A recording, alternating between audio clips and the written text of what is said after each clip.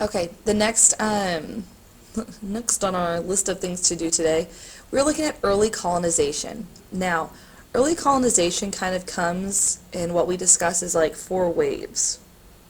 We're going to have the Spanish come in 1492, the English come in 1607, the French in 1608, and right on their tails is the Dutch in 1609. Now, we're going to kind of go through these piece by piece.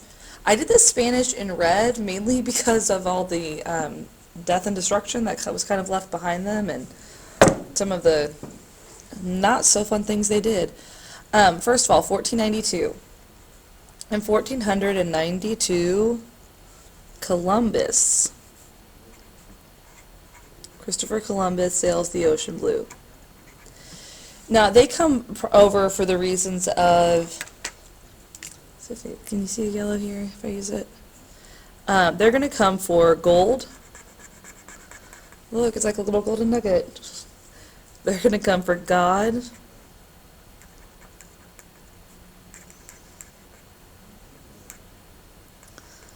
And they're also going to come for glory for their king. All these are the reasons that they are coming to the New World. They hope to find lots of gold. They hope to spread their religion, specifically Christianity, and even more specifically than that, Catholicism. And they also hope to honor their king by coming to the New World. Now, one of the things that the king of Spain does, is he grants them a decree that says that they are allowed to, they are to train and Christianize the Native Americans.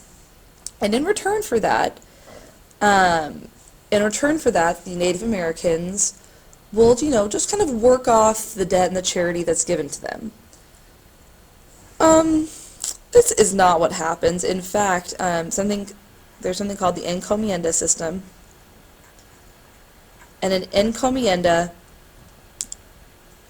it was supposed to be this nice, like, pleasant, like, oh, I'll do this, you do this for me, it'll be so nice, it'll be like this joyous, happy thing, where it's like we have like this symbiotic relationship, like, you do something for me, I do something for you, it'll be nice, it's like this, whatever, and it turns into, basically a way of enslaving.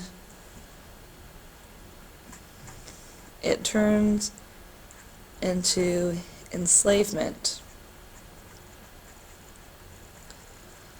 for natives.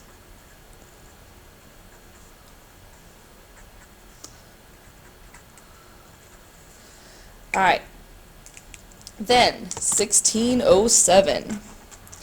In 1607, the English come over, and specifically in 1607, we sailed the open sea for glory, God, and gold, and the Virginia Company. But what we learned when we watched that song from Pocahontas, what we learned from that was that the English come over with the Virginia Company, but the Virginia Company is not interested in God. They're not particularly interested in getting glory for their king. I mean, that's an added perk, and the king is going to sign off and allow them to go to the New World. But what the Virginia Company is really looking for is dollar bills, y'all. They are all about the money. They are hoping the New World will make them very wealthy. They're hoping that their investment pays off. Well, the issue is that at first it absolutely doesn't. In fact, everybody's dying, everybody's struggling, but finally we get a really good leader in the form of John Smith. He is the one who says, "He who does not work, neither shall he eat." You don't get to eat unless you work for the good of the settlement first. He makes the colony sustainable.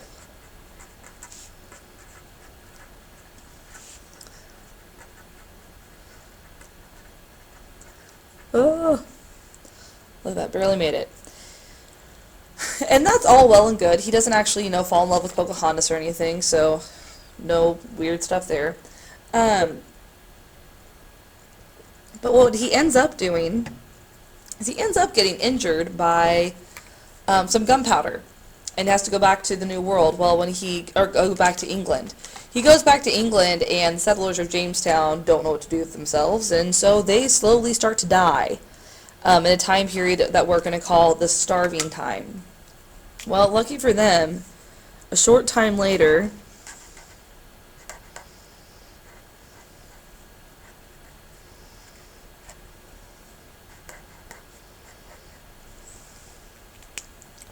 John Rolfe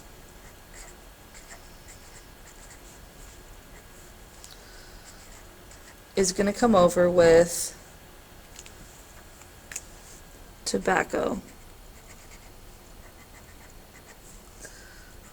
John Rolfe brings tobacco, and this is one of those awkward and rare moments in life where tobacco saves lives. Tobacco will save the colony.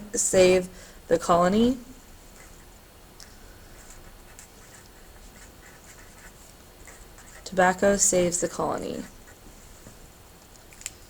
It's this wonderful, great thing. So John Smith makes the colony sustainable. John Rolfe will make it profitable by bringing in tobacco. So the English pretty much settle for money. The Spanish settle for gold. The French come over, and the French, I believe kind of in their heart of hearts, the French are really just looking for new opportunity. They will marry into the Native American tribes. They will become a part of their culture. And they will really do all they can to work together with the Native Americans. They love the Native Americans. In fact, the Native Americans are going to teach them about fur trapping and the fur trade. Beaver pelts become very lucrative and a really big deal, especially in the area in which they settled, which is known as the Ohio River Valley. Alright, now, next thing. So that's the French. The French, and remember guys, I used the phrase with you. French, friendly, oh my gosh, friendly furs. Sorry guys, Puckett's tired today. Alright, and then lastly, the Dutch will come over from the Netherlands. The Dutch come over and land in an area, an island of many hills, as it is called. And they land in Manhattan. They spot some Indians and go to the Indians and ask to trade for the land. The Indians say, yes, of course, sure, no big deal. And you find out later that the reason the Indians were so okay with that was because it wasn't actually their land. They're kind of tricked into, the Dutch colonist settlers are kind of tricked into buying this land from people who were legitimately just passing through. They land, let's see, island of many hills, so it means. They call this area the New Netherlands.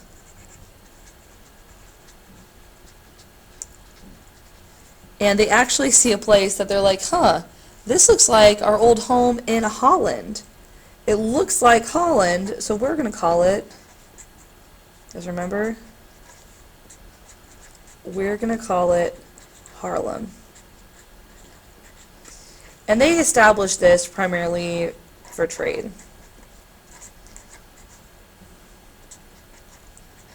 They're not really looking for the gold aspect of it or this aspect or that. They want the trade. They want to kind of be let in on this great new market for trade. Alright, so that is pretty much what I got for this video about early colonization. You can also watch my other video called Coming to the New World, which does it in a slightly different way.